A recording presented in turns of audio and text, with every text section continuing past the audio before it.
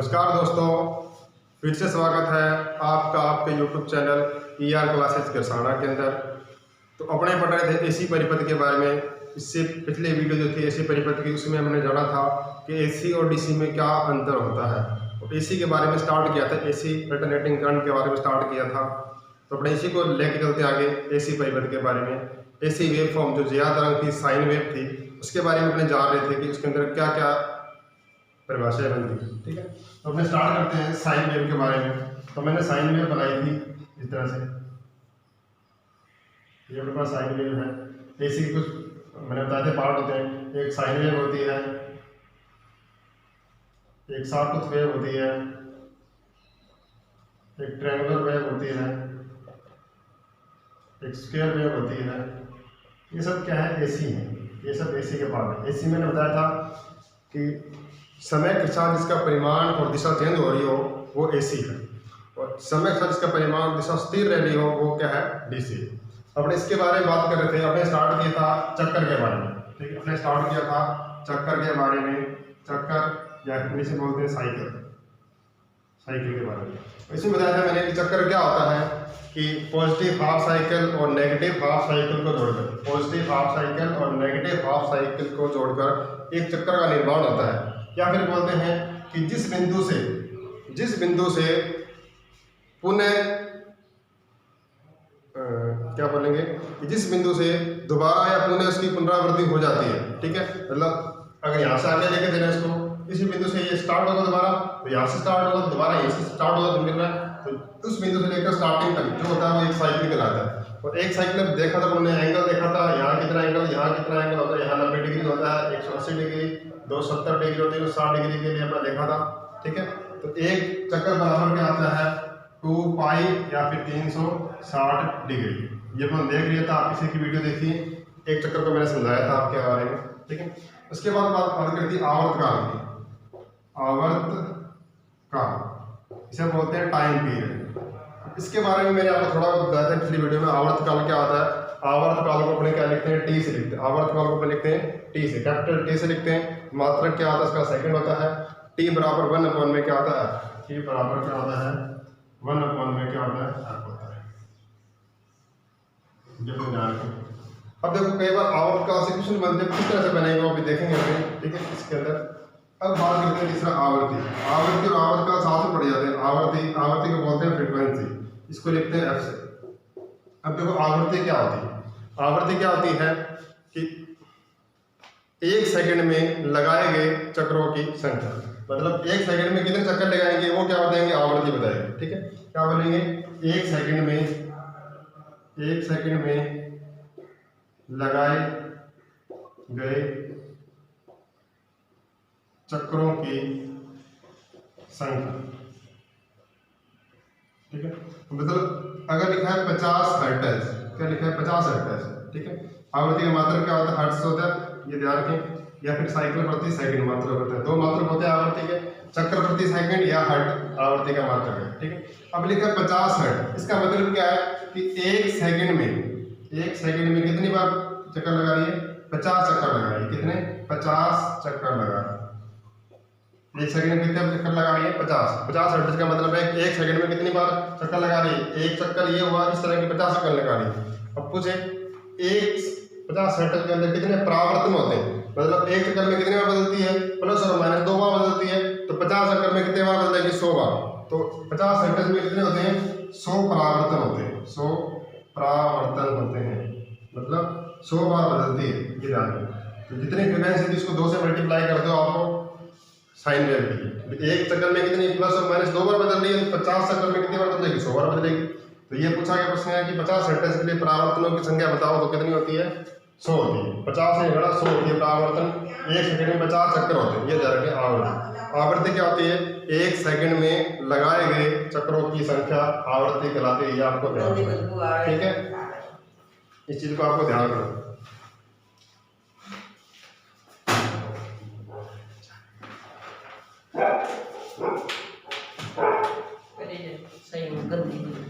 अब देखो आगे बढ़ते हैं अपने।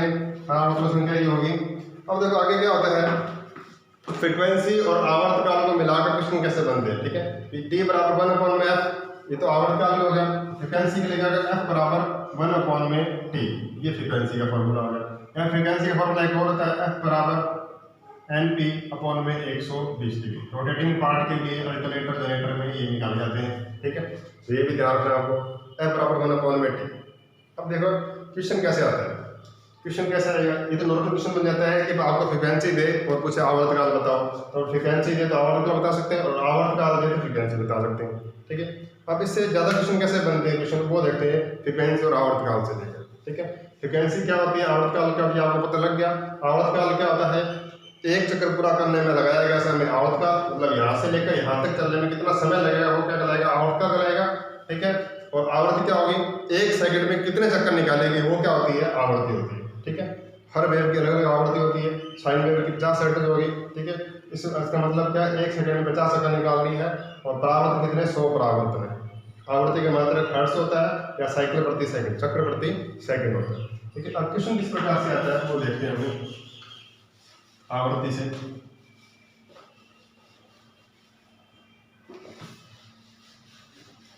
इस तरह से करेंगे अपने, आपको इस तरह से दिया है, ये वेव फॉर्म बना दी, ठीक है। और आपको यहाँ से ऐसा बोल दिया,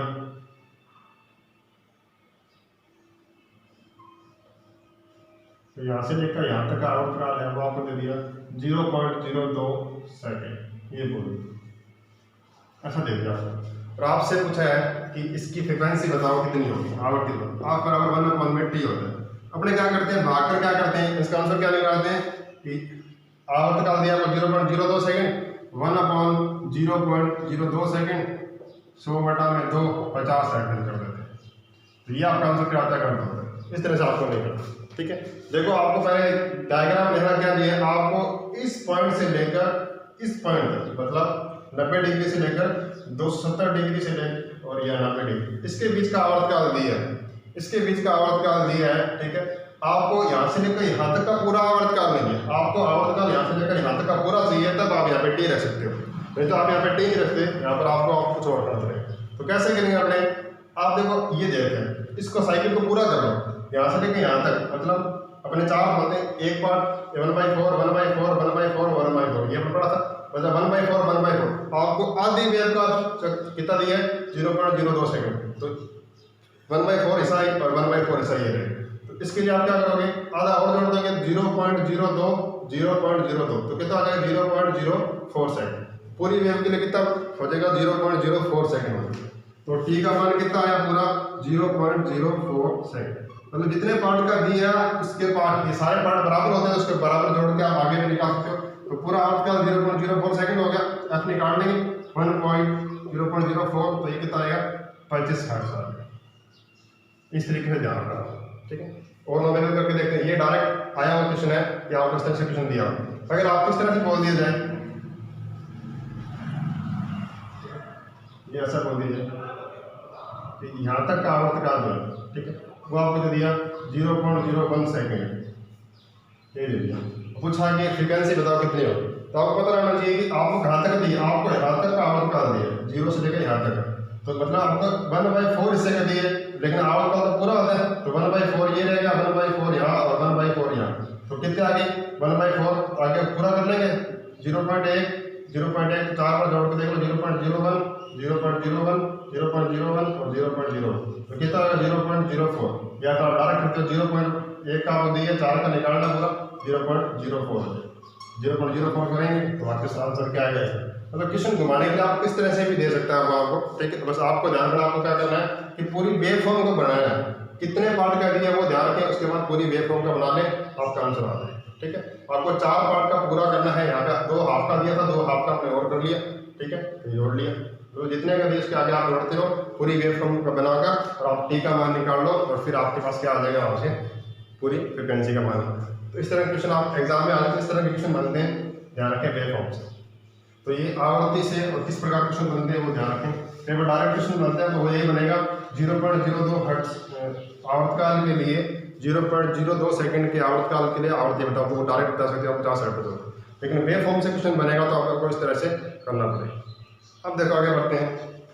अब एक अपने पास कोणीय आवृत्ति क्या होती है, कोणीय आवृत्ति। अब कोणीय आवृत्ति क्या चीज होती है ये ध्यान रखें। कोणीय आवृत्ति लिखते हैं अपने ओमेगा से, कोणीय आवृत्ति लिखते हैं ओमेगा। अब ओमेगा बराबर क्या होता है ये ध्यान रखें, ठीक है। अब देखो क्या होता है, इसका फॉर्मूला क्या है, एक चक्कर पूरा करने में बना कोण, ठीक है, अपॉन में आवर्त का मतलब एक चक्कर का इतना आवर्त का, ठीक है। अब देखो ध्यान रखो, आप एक चक्कर पूरा करते हो, एक चक्कर आप यही मानते हो यहाँ से लेकर यहाँ तक कितना घूम रहे हो 2 पाई या 360 डिग्री, ठीक है। एक चक्कर पूरा करने बड़ा कोण कितना कोण है 2 पाई, कितना 2 पाई, और आवर्त काल क्या आपके पास t, ठीक है। अब t बराबर क्या होता है 1 में अपने पास f होता है, यहाँ 1 2 पाई l आवर्त काल का फॉर्मूला, और मात्रक क्या होता है रेडियन प्रति सेकंड। ध्यान रखें कोणीय आवृत्ति का फॉर्मूला क्या होता है, ओमेगा बराबर क्या होता है 2 पाई f और रेडियन प्रति सेकंड। ये ध्यान रखें, इसी तरीके से आया, ये ध्यान रखें कि एक चक्कर पूरा करने बना गया कोण कितना है 2 पाई, लेकिन 60 डिग्री मानते हैं, अपने 2 पाई लिखेंगे रेडियन के लिए, तो आवर्त काल क्या आएगा t, तो t को लिखते हैं 1 तो 2 पाई है, तो कोणीय आवृत्ति 2 पाई है, कोणीय आवृत्ति बताती है कितने डिग्री पे कितना एंगल होगा, ये जान रखें। इससे इक्वेशन बना हुआ है। और कोणीय वेग के लिए आए तो 2 पाई क्या कर देंगे अपने n कर देंगे, ये कोणीय वेग के लिए, और ये कोणीय वेग होता है, कोणीय वेग, ठीक है। तो ये ध्यान रखें। आज के टॉपिक को यहीं पूरा करते हैं, कल इसको आगे लेके चलेंगे। ताक्षणिक मान क्या होता है, आरएमएस मान क्या होता है, औसत मान क्या होता है, ठीक है। ये ध्यान रखें, अधिकतम मान किसे बोलते हैं। तो आवर्त काल से आप क्वेश्चन अटेम्प्ट कीजिए और कोणीय आवर्ती क्वेश्चन देखिए, उसके बाद अपने वीडियो को कंटिन्यू करेंगे। अधिकतम मान, आरएमएस मान, ताक्षणिक मान के समीकरण से क्वेश्चन किस प्रकार से बनते हैं, आरएमएस मान औसत मान वहाँ से किस तरह से निकल जाते हैं, वो अगली वीडियो में करेंगे। आज की वीडियो को यहीं समाप्त करते हैं। वीडियो को शेयर करें, चैनल को सब्सक्राइब करें, लाइक करें। धन्यवाद।